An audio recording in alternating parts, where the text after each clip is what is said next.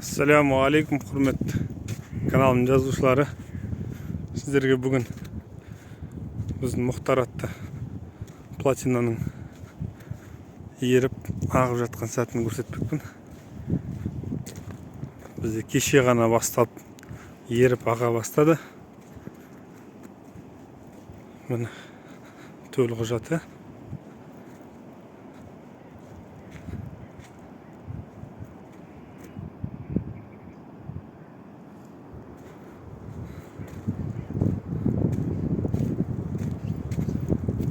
Қазақша жазылған екен.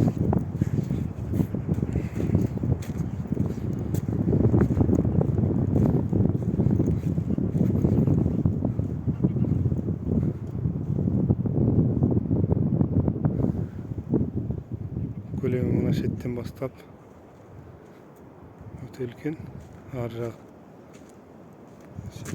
қамыстармен аяқталады.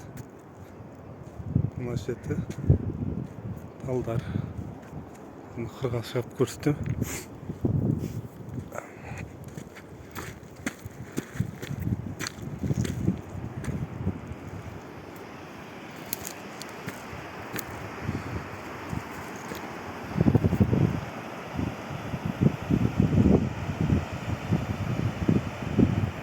Мынау талдардың шетінде қатармен екі қатар қамыстар тұр ғой. Сол бір-екі ай бұрын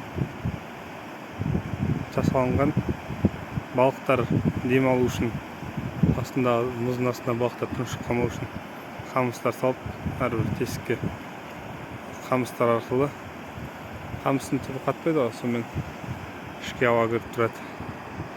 Жылда үрдіс бойынша жасалған. Шеті ғана еріп ағып жатыр. Ағын қатты екен. Осылай ағып барып, сары суға барып құйылады.